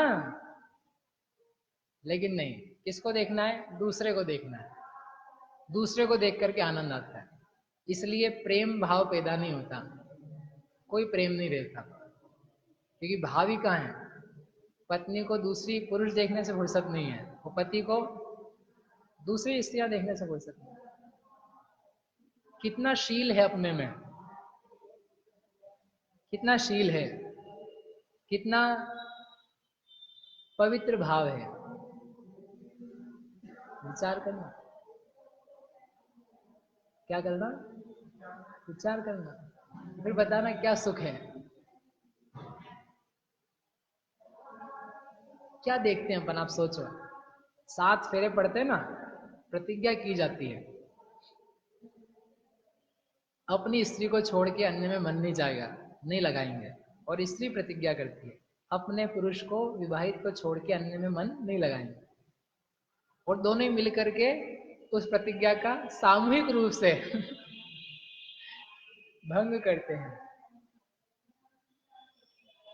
बच्चे देखते हैं, बच्चे देखते हैं, क्या क्या नहीं देख रहे अपन। कम से कम विचार करो, बचनो, एकांत से बचो, एकांतवास से बचो। आपके जितने फ्रेंड्स हैं, बहुत नीचे जाके कहूँ बात, बोलूं नहीं बोलूं? नहीं, ऐसा कौन सा किसी स्त्री का फ्रेंड होगा कि वो स्त्री उससे कहे कि मैं तुम्हें समर्पित हूं, और वो समझ गया, ज्यादा कहने की जरूरत नहीं, मैं तुम्हें समर्पित हूं, और वो फ्रेंड कह दे कि नहीं नहीं, मेरे मन में ऐसा कोई भाव नहीं है, मैं तुम्हें नहीं चाहता हूँ। अपन ऐसा नहीं करें। बोले चाहने वाने की बात नहीं है, मैं तो बस चाहती हूँ कि अपन बस एक काम भोग करें, फिर आप अपने रास्ते मेरे रास्ते। कौन सा इतना सच्चरित्र आपका मित्र होगा जो कह दे नहीं, मैं आपके आगे हाथ जोड़ता हूँ सुदर्शन सेठ जैसा, जो कहे नहीं मेरे को कोई मंजूर नहीं, इस बात कोई मंजूरी नहीं, कोई स्वीकार नहीं। कौन होगा? जब उस कसौटी पे को उतरता नहीं, तो ऐसे व्यक्तियों का अपन भरोसा कर लेते हैं, उनको अपना सतमित्र मानते हैं। कैसी स्थिति, कैसी स्थिति? बचना चाहिए। हम तो बहुत थोड़ा सा कह रहे हैं, लंबा है इसका व्याख्यान थोड़ा। ये 9 बाढ़ है ना, 9 बाढ़ बहुत महत्वपूर्ण है। यदि हम चाहते हैं अपना शील बना रहे, सुरक्षा बनी रहे, स्त्री ने अकेली पुरुष की भी, तो 9 बाढ़ आवश्यक है। काम भोग की जो भावना है उसका फल क्या है, विचार करना कभी एक बार। नरक के दुखों का विचार करना। आलिंगन का भाव है ना, बस एक कह करके पूरा करता हूँ, समय हो गया। आलिंगन का विचार रहता है, मैं स्त्रियों का आलिंगन करूं, मुझे सभी नवीन नवीन स्त्रियां मिलती जाए, उनके अंगों का स्पर्श करूं। एक पृथ्वी का एक जीव बनता है व्यक्ति, नरक को नहीं बताता, आपको दूसरा जीव बता रहा हूँ। पृथ्वी का एक जीव, इतना आलिंगन करने का परिणाम था, इतना बारीक जीव है कि आप देख भी नहीं सकते आंखों से। एक कंकड़ लेते ना, कंकड़, उस कंकड़ में असंख्य तरफ, ऊपर नीचे आजू बाजू चारों दिशाएं विदिशाएं ऊर्ध्व अध, एक भी उसके शरीर का अंग ऐसा नहीं है जिसका आलिंगन, जिसका स्पर्श दूसरे जीव के द्वारा नहीं किया हुआ हो। आलिंगन का बहुत भाव था ना तुम्हें कि जीवों से मिलूं, मिले मुझे लोग, भोग करूं। जाओ, तुम्हारे भोग की इच्छा ने, तुम्हारी उस कामना ने, उस वासना ने तुम्हें इस दशा में पैदा करवा दिया कि अब तुम उस भोग को भोगते रहो, पता भी नहीं पड़ेगा तुम हो कौन। एक पानी की बूंद जिसे आप देखते हो, असंख्यात जीव, एक जीव के आजू बाजू कहाँ पर जीव नहीं है, किस स्थान पर एक जीव ने दूसरे जीव को घेरा हुआ नहीं है। पूरा का पूरा इस दशा में आ गया, नपुंसक वेद के उदय के साथ में पैदा हुआ। जिस भोग का ऐसा परिणाम है, सच चरित्र में रहते हुए पाप लगता है, अपनी ब्याही हुई स्त्री के साथ में भोग किया जाए तो पाप लगता है, तो पर स्त्री का विचार करे, पर स्त्री के साथ भोग का विचार पैदा हो जाए, बार में पब में जाने के विकल्प पैदा होने लग जाए, तो उसके तो फिर कहने ही क्या है। दिन में भोजन करने में पाप लगता है पुण्य लगता है? बोलो जल्दी से। दिन में भोजन करने में पुण्य लगता है कि पाप लगता है? पाप लगता है। तो फिर रात में भोजन करने में क्या लगता है? अपने को लगता है दिन के भोजन करने में तो पुण्य है। रात के भोजन करने में और दिन के भोजन करने में दोनों में क्या है? पाप। दिन में भोजन करो तो पाप लगे, रात में भोजन करे तो पाप लगे, लेकिन रात के भोजन में महापाप लगता है। न्याय से कमाओ तो पाप लगेगा कि अन्याय से कमाओ तो पाप लगेगा? न्याय से कमाओ तो पाप लगता है और अन्याय से कमाओ तो महापाप लगता है।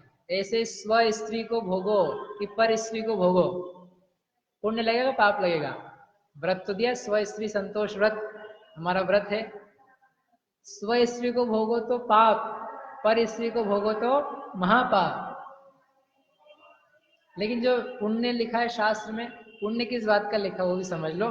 दिन में भोजन किया, रात्रि में भोजन नहीं किया, रात्रि भोजन का त्याग किया, भोजन करते करते ही जो मुझे ये भाव चल रहा है त्याग का, मेरे रात्रि में खाने का त्याग है, उस त्याग रूप परिणाम के कारण से क्या लगता है? पुण्य लगता है। और जितना खाने का उसी समय परिणाम है उससे क्या लगता है? पाप। यदि खाने से पुण्य लगता हो दिन में तो फिर अपन दिन भर खाए ना। काय के लिए आज एकादशना की है? उपवास काय के लिए? जब खाने से पुण्य लगता है दिन में तो फिर सुबह से चालू हो जाए, कल से हो ही जाएंगे, मतलब कल से छूट जाएंगे। तो आज बंधन टूट रहा है, आज की रात भारी रात, कल से तो फुर्सत में। 16 कारण भी नहीं पलने वाले पूरे, 10 लक्षण की बहुत। पुण्य तो उसका है, स्व स्त्री का ही भोग किया तो जिसमें भोग का भाव लगा भाई उससे पाप लगता है। स्त्री प्रसंग में सुख हो ही नहीं, पुण्य हो ही नहीं सकता, लेकिन फिर भी पराई स्त्री का त्याग, ये जो परिणाम चल रहा है वो तुम्हारे स्वप्न में भी नहीं आती पर स्त्री, उसके कारण से पुण्य।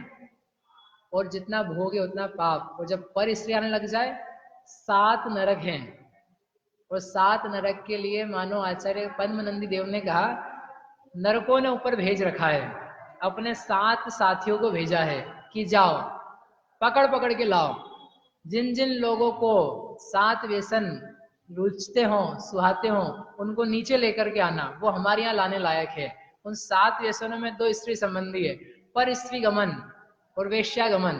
पर स्त्री के सेवन का भाव होना, उससे सेवन करने लगना, ये एक व्यसन है। कहाँ पहुंचाता है? नरक में। जाओ पहुंचो नरक में। और वेश्यागमन करना, वेश्यागमन तो कोई नहीं करता होगा आप में से, वेश्यागमन। अब टाइम नहीं है सब बताने का, लेकिन आज आखिरी बता रहे थे। वेश्यागमन, वेश्या समझते कि नहीं भाई साहब? वेश्या समझते हैं? हाँ तो बोलो। हाँ, वेश्या ने क्या होती है? एक स्त्री जिसका नाच गाना अधिक होता है, जो पुरुषों को या लोगों को, नगर के लोगों को नाच नृत्य गान दिखाती और उसके माध्यम से उसका जीवन चलता है, उसे क्या कहते हैं? वेश्या। ऐसा पढ़ा हो ना, नाटक वगैरह भी देखे होंगे। वर्तमान में ऐसा कोई वेश्यालय जाता हुआ हमको दिखाई नहीं देता। कोई गया वेश्यालय? पूर्वी कोई गया वेश्यालय? कोई जाता ही नहीं है ही नहीं वेश्यालय। इतने ज्यादा वेश्यालय हैं कि हर के जेब जेब में वेश्यालय हैं। पहले तो कहीं जाना पड़ता था, आजकल तो अपने हाथ में ही रहता है। नाच गाने दिखते कि नहीं दिखते हैं? किसके दिखते हैं? अपने अपने खुद के परिवार के, घर के लोगों के, भाई बहन के। किसके दिखते हैं? पता नहीं किस किस के देखा करते हैं। इतनी सुंदर स्थिति थी पहले कि जो वेश्यालय होते थे ना, अलग अलग वेश्यालय होते थे। अलग अलग यानी राजा के लिए अलग वेश्यालय, राजा के लिए जो महिला नाचेगी वो सेठ के लिए नहीं नाचेगी। मंत्री के लिए अलग वेश्यालय, मंत्री के लिए जो नृत्य करेगी वो सेठ के लिए या राजा के लिए नहीं करेगी। हीन शूद्र वर्ग, शूद्र वर्ग यानी जो लोग क्वालिटी के लोग थे उनके लिए भी वेश्यालय होता था। और जो वेश्या शूद्र के लिए होती थी उसको वो ऊपर की कैटेगरी के लोगों के लिए बिल्कुल नहीं होती थी। लेकिन आजकल वो सारा का सारा भेदभाव मिट चुका है। इतनी हल्की वेश्या हो चुकी है कि जो वेश्या चमार के लिए है, भंगी के लिए है, जो नाई के लिए है, वही सेठ के लिए है, वही मंत्री के लिए है, वही राजा के लिए है, वही प्रधानमंत्री के लिए है, वही नौकर के लिए है, सब के लिए एक है। समझ में आया कौन है सबके लिए एक? क्या कार्य है ये? नरक ने भेज रखा है, नीचे के नरकों ने भेज रखा है, जाओ ढूंढो, जिस जिसको पसंद आए सबको ले आना। सबको कहाँ ले आना? हमारे पास ले आना। ये मनोरंजन नहीं हो रहा अपने साथ, ये मनोरंजन नहीं चल रहा है, इसे मनोरंजन नहीं कह सकते, बिल्कुल नहीं कह सकते। कम से कम हम तो नहीं कह पाएंगे। आप भले मुझे जो कहना हो कहो, आप मुझे भले दकियानुसी कहना चाहो, बैकवर्ड कहना चाहो, पुरानी विचारों का कहना चाहो, आप कुछ भी कह सकते हो, लेकिन पाप को अच्छा कहना ये तो संभव नहीं है। हीन कृत्य को उच्च कार्य बता पाना ये संभव नहीं है। नरक के, दुख के, तिर्यंच गति के कारणों को अच्छा बताने लग जाएं ये संभव नहीं। जिसके कारण से आत्मा की विराधना हो जाए, दुखों की प्राप्ति हो जाए, कष्ट में पड़ जाए, अपने आत्मीय सुखों से दूर हो जाए, भाव में मनुष्य भाव मिलना दुर्लभ हो जाए, ऐसे काम को भला नहीं कह सकते, कभी नहीं कह सकते। मनोरंजन की मना बिल्कुल भी नहीं है। आपको खेलना है, कूदना है, घूमना है, फिरना है, उसकी कोई मना नहीं है। होता क्या है, समस्या अपन थोड़ा इधर सुनते ऐसा लगता है कि बस सब कुछ लूटने आ गए, लेकिन आपसे तब भी गाना संयम वाले दिन। खाने पीने से जैनों का कोई विरोध नहीं है, तुम्हें जितना खाना हो खाओ, घर में खाओ। तुम्हें स्त्रियों को देखना है देखो, लेकिन अपनी स्त्री को देखो ना भले आदमी। तुम्हें इतने शौक चढ़ रहा है भोगने का, अपनी स्त्री के में राग करो, प्रेम करो, कोई समस्या नहीं, मतलब कम समस्या है। दुनिया भर की चीजों में जा जाके तुम्हारा दिमाग चल रहा है, ये क्या तरीका है, ये क्या विचार है? नियम था पहले, अभी भी चलता है, कोई करता है। 8 साल की उम्र में बालक को और बालिका को पंच अनुरत दिए जाते थे, स्थूल अनुरत। मोटे मोटे हिंसा का त्याग, झूठ बोलने का त्याग, चोरी का, पर स्त्री पर पुरुष का त्याग, परिग्रह का त्याग। इतने मोटे मोटे व्रत कितने साल में? 8 साल की उम्र में। जब तक तेरा विवाह नहीं हो जाता तब तक तुम्हारा ब्रह्मचर्य है। विवाह हो गया आपका? हो गया, फिर तो बात ही क्या है।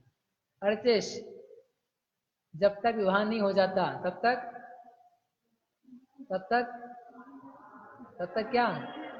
ब्रह्मचर्य। जब तक विवाह नहीं हो जाता ले सकते हो ऐसा नियम।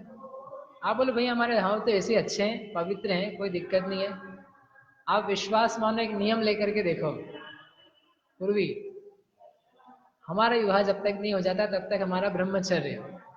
आप कहीं भी बैठे हो, आपकी सुरक्षा रहेगी, आपको कोई छू नहीं सकता है, आपके मन में पवित्रता रहेगी। और नियम नहीं है, आप पवित्र हम मानते हैं, स्वीकारते हैं, कोई विपरीत भाव नहीं। लेकिन समय कैसे बदलता है, हमने कहा ना, मुनिराज ने एक आर्यिका को देखा। मुनिराज ने भावलिंगी संत, निर्ग्रंथ, दिगंबर, तपोधन, उन्होंने बस देखा भर, दृष्टि भर, क्षण भर के लिए। उन्हें जैसे व्यक्ति के भाव चलायमान हो सकते नियम वाले के, तो बिना नियम वालों के कैसे चलायमान नहीं हो सकते? नियम के डोरे में बंद करके रहना, उससे इतनी सुरक्षा रहती है, आप ले करके देखोगे तो समझ में आएगा। मैंने आपसे शुरू में ही कहा था, आपके विवाह से मुझे कोई दिक्कत नहीं है, विवाह नहीं करो ऐसा तो हम कह ही नहीं रहे हैं।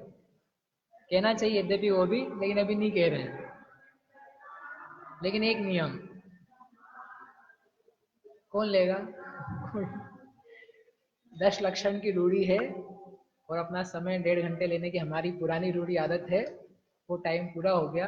आज से विचारना कि अपने को क्या उपलब्धि करनी है, कहाँ जाना है, क्या प्राप्त करना है, जीवन में क्या लेकर के जाना है, अपना जीवन किस रूप में, किस शैली में होना चाहिए, मानसिकता, दिमाग क्या होना चाहिए। संसार की रीतियों में फंस करके जो लोग कर रहे हैं वही करते जाना, उसमें क्या है? संसार गड्ढे में जाता है तो अपने को गड्ढे में जाना, इसमें क्या बुद्धिमानी है? अपने विचार से, विवेक से, बुद्धि से कुछ सही निर्णय ले पाना, ले पाए यदि तो आप बुद्धिमान हो, नहीं तो आपकी परीक्षाएं पास कर लेने से होता क्या है तो वहीं के वहीं संसार के संसार में। इसलिए इन 10 दिनों के अंतर्गत जो अपन ने धर्म की भावनाएं समझी पढ़ी वो अपने जीवन में उतरे, अपन भदैया से सदैया बने, 10 दिनों से हमेशा के बने, शास्त्र का स्वाध्याय करें, जिनवाणी का श्रवण करें, जिससे अपने पाप दूर हो, पुण्य भाव बढ़े, जिसके माध्यम से निज आत्मा का स्व संवेदन, शुद्धात्मा का अनुभव, अतीन्द्रिय आनंद की प्राप्ति होवे, ऐसी मंगल भावना से अभी की बात यहीं तक करते हैं। इन दिनों में यदि आपको किन्हीं वचनों से कष्ट हुआ हो, ठेस लगी हो, या कुछ पद अक्षर मात्रा से अभिप्राय से विपरीत कहने में आया हो, जिनवाणी की आज्ञा से आप उसको सही करना। उन सभी गलतियों के लिए हम आपसे क्षमा चाहते हैं। जिनवाणी देवशास गुरु हमें क्षमा करें, प्रतिक्रमण करें, हम अपनी आलोचना करके दोषों का प्रायश्चित करते हैं। जय जय। जिनवाणी स्तुति।